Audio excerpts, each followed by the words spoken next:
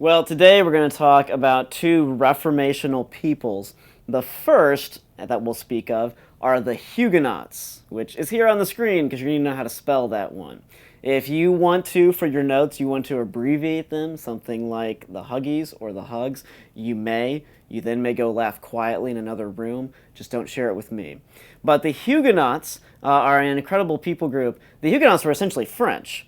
It's just that they earned that title Huguenots because they were French people who didn't stay with the Catholic Church.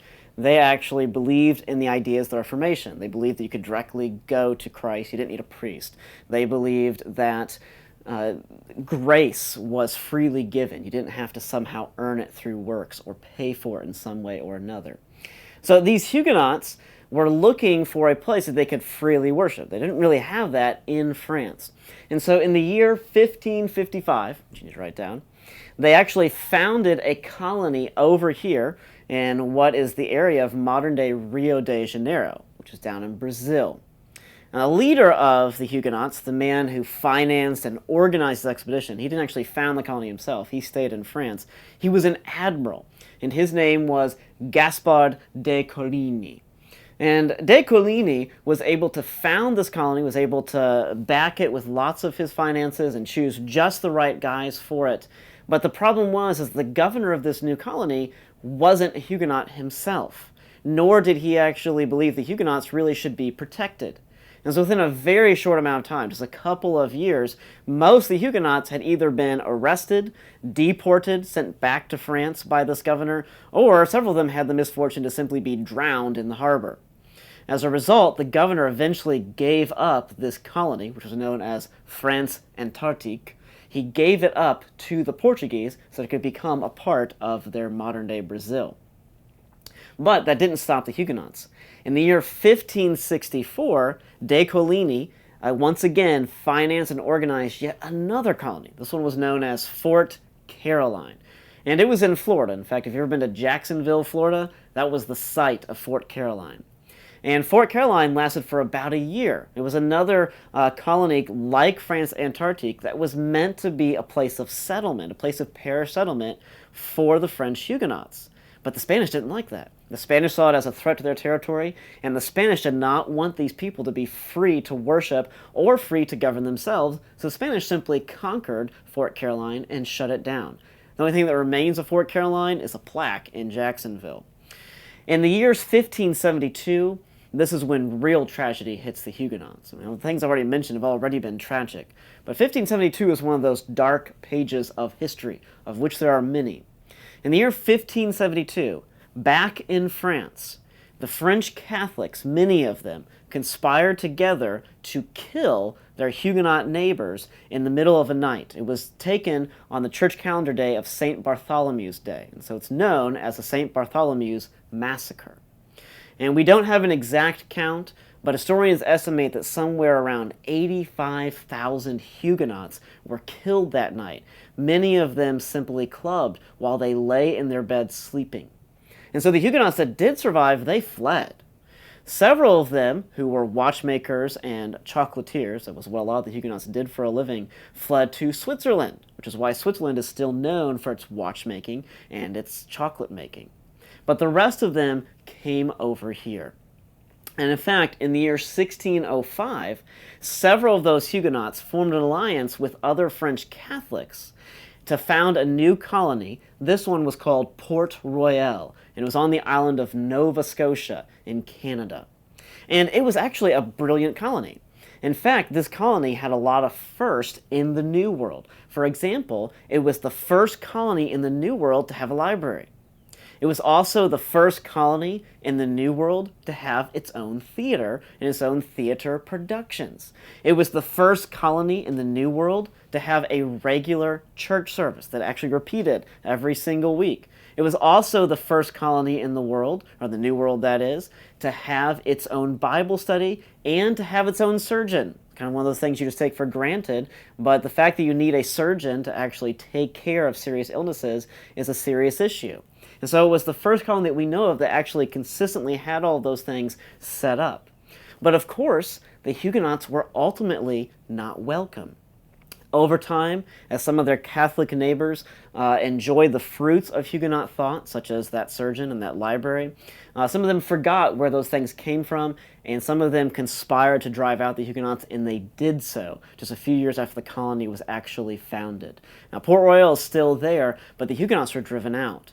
What's most curious about this is the historian, actually an American historian named Francis Parkman, he commented on the Huguenots being driven out of every place they tried to establish a colony here in the New World. And he points out that had the Huguenots actually been allowed to live here and actually been allowed to establish these colonies of real parish settlements, that probably France would have created a great nation here in North America. But because the Huguenots were driven out from everywhere they went, New France would never actually be settled.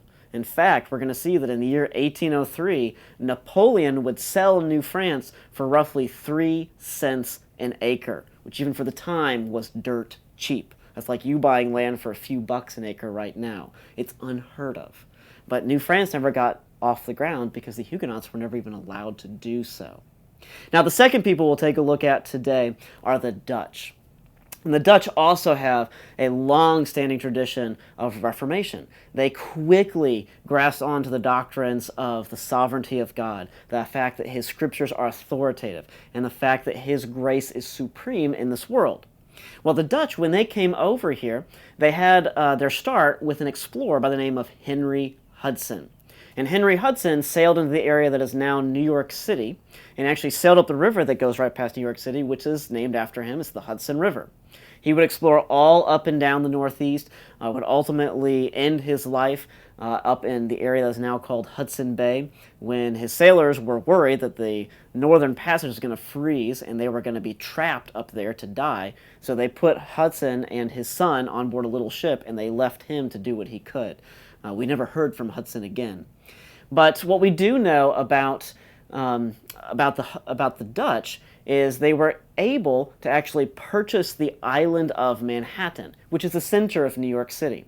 It's one of the great land deals of all time. The man who purchased it was himself actually a French Huguenot working for the Dutch, and his name was Peter Minuit. And Peter organized a deal with the local natives. He asked them what they wanted, and they didn't really want money because they didn't really use money like the Europeans used money. They didn't really want any kind of weapon or anything like that. They felt like they had all that they needed, but they noticed these pretty little beads and these pretty little trinkets that the Europeans had, and so they basically traded the entire island of Manhattan for about $24 worth of trinkets. It's one of the greatest or most infamous land deals of all time, depending on how you look at it. But what the Dutch did with Manhattan, and especially what Peter Minuit did with Manhattan, was he set up a place, which would be known as New Amsterdam, and he designed it so that it would be a refuge for Huguenots and also for the Reformed Dutch, both of which were still being persecuted back in Europe. Now, the funny thing is that it never got off the ground. The church was started, but never finished. About 50 homes were founded, but something different happened with Manhattan and what would become New York City.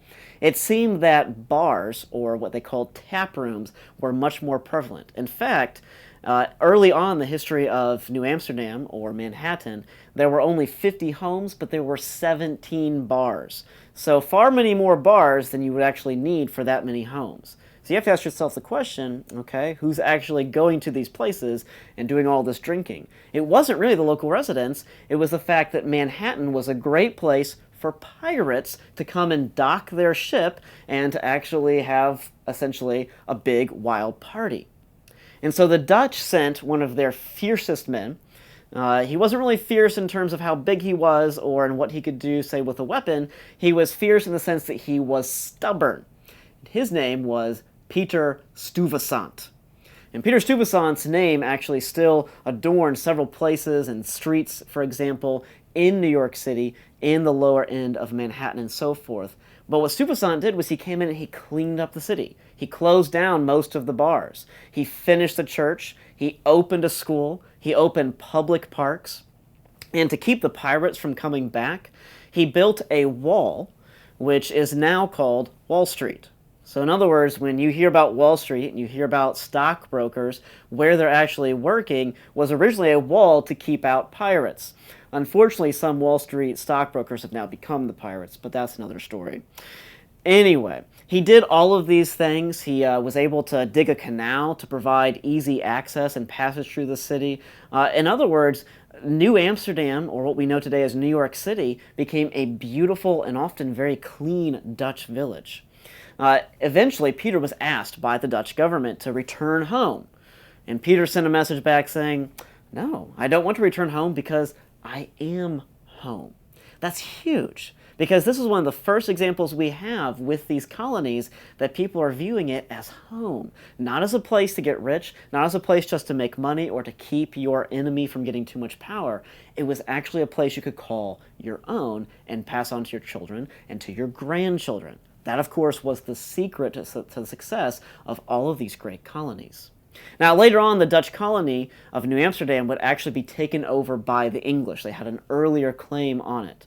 And after that happened, the city of New Amsterdam, which was renamed New York, boomed in population. It became a center of all kinds of art and all kinds of business and all kinds of writing in the New World, and still is to this day. But still, it was founded by this whole Dutch Reformed vision. That, of course, is the whole key to this week's lesson. Now, tomorrow, we'll take a look at some of the first attempts by the English to explore the New World, and then their first founding attempts after that.